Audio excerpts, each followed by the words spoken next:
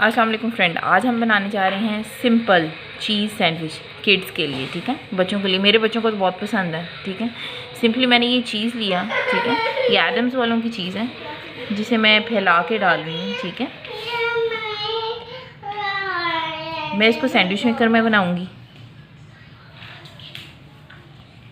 इसको ज़रा चीज़ी पसंद है, इसीलिए मैं इसके अंदर ये थोड़ा सा मैं इसके ऊपर बंद गोभी डालूँगी।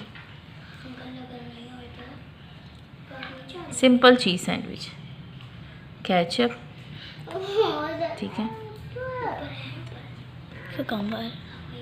खीरे निकालने और मैं इसको सैंडविच मेकर में बेक करूँगी। सैंडविच मेकर में रखूँगी। ठीक है,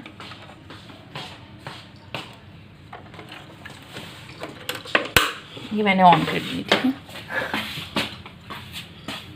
है, चॉप कर दी। ये देखें फ्रेंड्स, अब ये तैयार है। इसको प्लेट में निकाल लिया। तो ये हमारा देखें तैयार हो चुका है, जिसको मैं इस सेंटर से कट कर रही हूँ।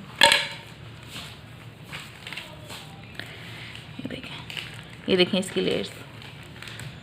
सिंपल एंड इजी, बच्चे बहुत पसंद करते हैं। आप उन्हें दें, ब्रेकफास्ट में एंजॉय करें। अगर आपको रेसिपी पसंद आएगी, comment, like, share and subscribe my channel. जज़ाकल्लाह जी।